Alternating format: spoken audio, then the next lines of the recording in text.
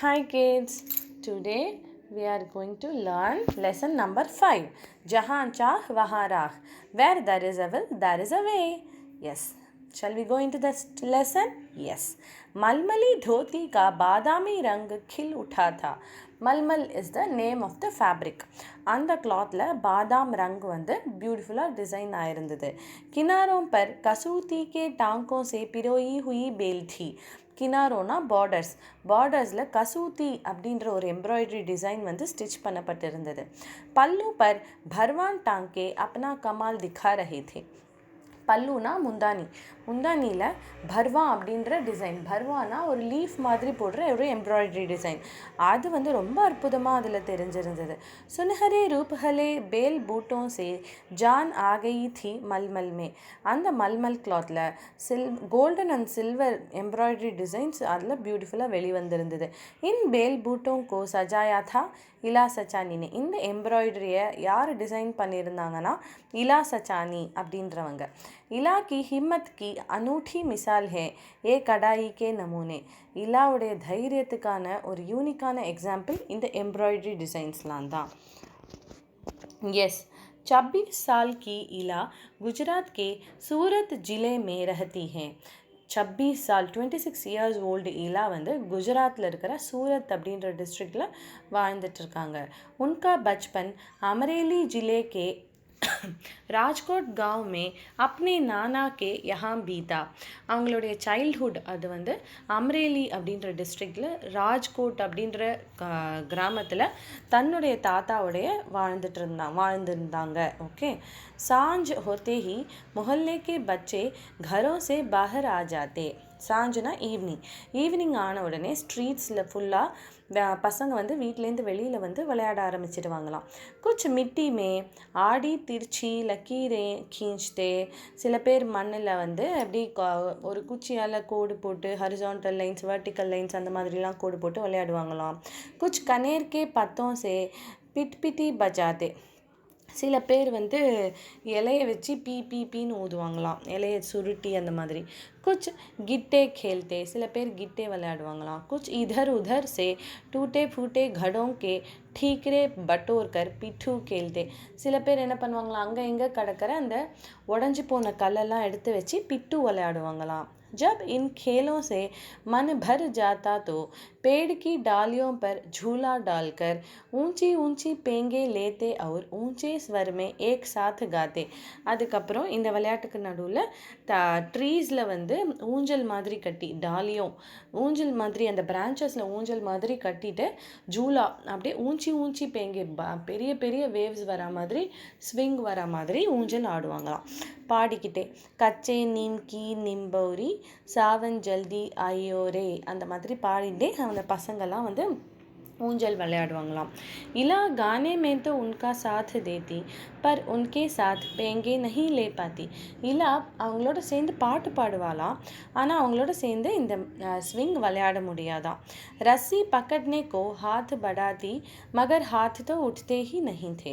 அந்த கயிறு பிடிக்கிறதுக்காக கையை தூக்குவாளாம், பட் அவள் கை வந்து வேலையே செய்யாதாம், மேலேயே ஏறாது. பிகாஸ் அவளுடைய ஹேண்ட்ஸ் வந்து ஒர்க் ஆகாது. வஹ் சுப்சாப் एक किनारे पर बैठ जाती. அவள் அமைதியாக ஒரு ஓரமாக போய் உட்காந்துடுவாளாம். मन ही मन सोचती. மனசில் யோசிச்சுட்டே இருப்பாளாம். मैं भी ऐसा कुछ क्यों नहीं कर पाती हूँ. நான் மட்டும் ஏன் இந்த மாதிரி ஒரு வேலையெல்லாம் செய்ய முடியல.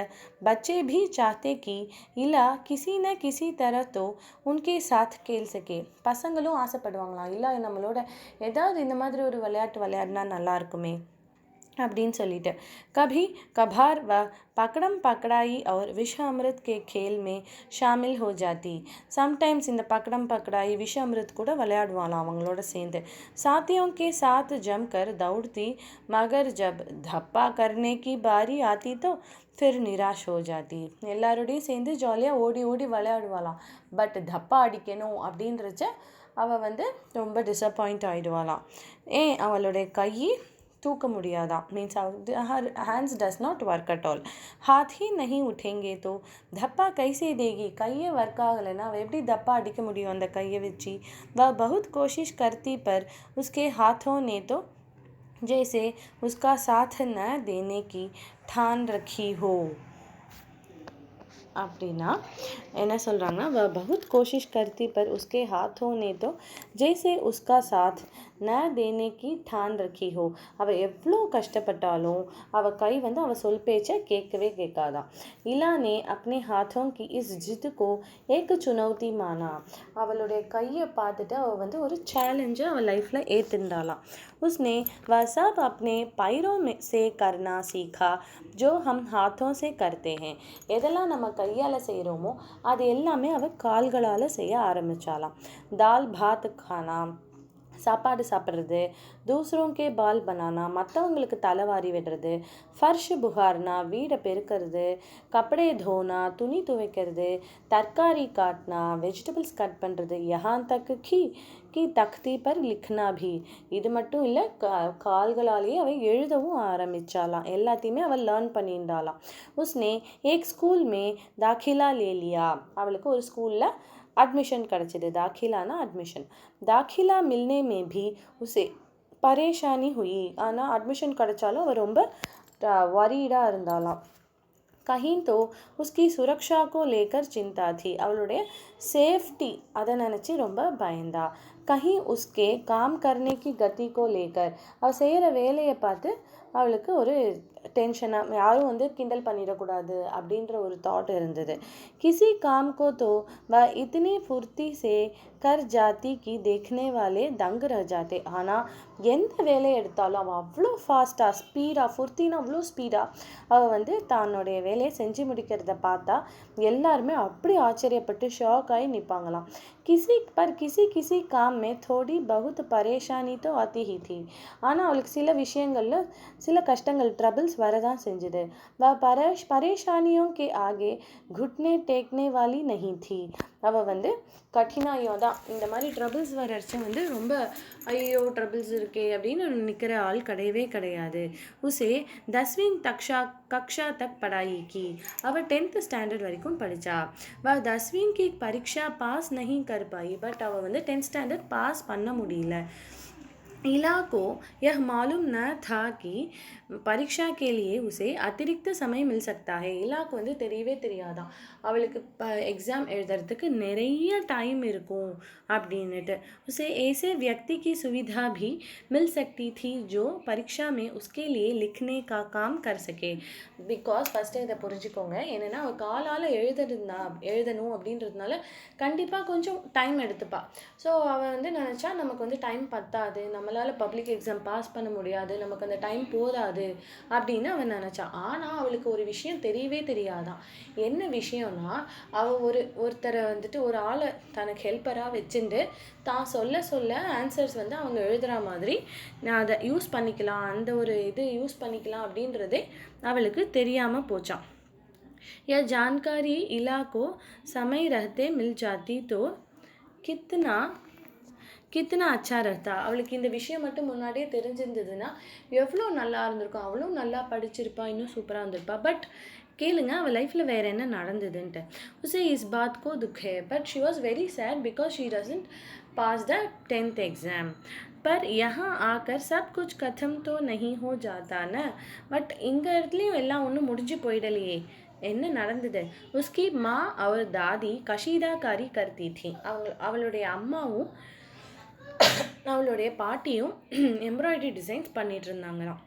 वह उन्हें सुई में रेशम पिरोने से लेकर बूटियाँ उकेरते हुए देखती. அவங்க வந்து சூயியில் நூல் கோக்கிறதுலேருந்து அவங்க எப்படி டிசைன்ஸ் பண்ணுறாங்கன்றதெல்லாம் பார்த்துருந்தாலாம். न जाने कब उसने कशीदाकारी करने की ठान ली. எப்போனே தெரியாதான் அவள் வந்து தான் எம்ப்ராய்டரி டிசைன் பண்ணணும்னு அவள் நினச்சதே, அந்த மாதிரி பண்ணணுன்ற முடிவு எடுத்ததே எப்போனே தெரியாது. But she has decided to do that. यहाँ भी उसने अपने पैर के अंगूठों का सहारा लिया. இப்போவும் அவளுடைய கால்கள், டோஸுடைய அந்த டோ ஃபிங்கரை யூஸ் பண்ணி தான் எல்லாமே பண்ண ஆரம்பித்தா.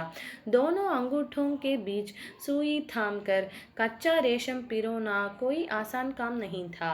ரெண்டு பாதங்களுக்கு இடையில், அந்த ரெண்டு விரல்களுக்கு இடையில் தன் ஊசியை வச்சு அதில் நூல் கோக்கிறது வந்து ஒரு சாதாரண காரியமே கிடையாது.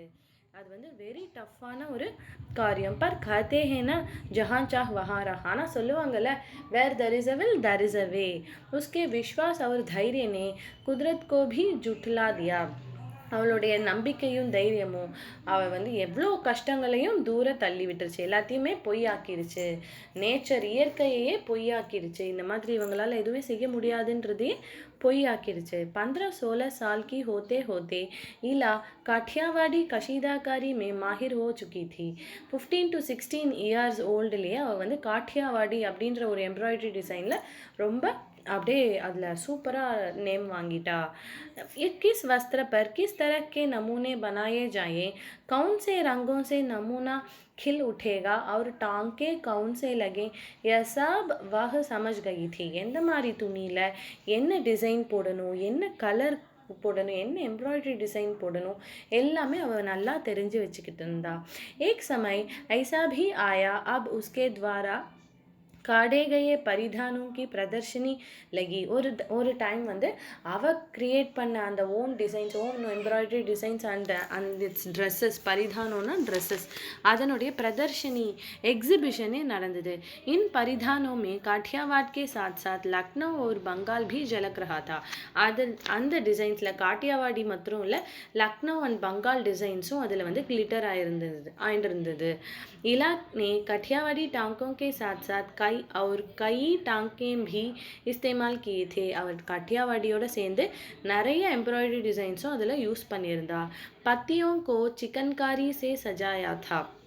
இலையோடைய டிசைன்ஸும் அதில் வந்து கொடுத்துருந்தா. டண்டியோं को कांथा से उभारा था. डंडी அப்படின்ற டிசைன்ஸும் அதை கொடுத்துருந்தா. पशु पक्षियों की ज्यामितीय आकृतियों को कसूती और जंजीर से उठा रखा था. அப்புறம் இது அனிமல்ஸ், பேர்ட்ஸு, அப்புறம் இந்த செயின் டிசைன்ஸு, அப்புறம் ஜாமெட்ரிக் ஃபார்மேஷன்ஸு, இது எல்லாமே ஸ்மூத்தாக அந்த அப்படியே தொட்டாலே அவ்வளோ ஸ்மூத்தாக அந்த அவளுடைய அந்த எசன்ஸ் ஃபுல்லாகவே அதில் வந்து இறக்கியிருந்தா. லீஃப் டிசைன்ஸு ஆகட்டும், என்ன டிசைன்னாலுமே அந்த டிசைன்ஸ் எல்லாமே டண்டினா கோல் டிசைன், அந்த கோல் கொம்பு கொம்பாக இருக்கிற மாதிரி அந்த மாதிரியும் டிசைன்ஸ்லாம் போட்டிருந்தா.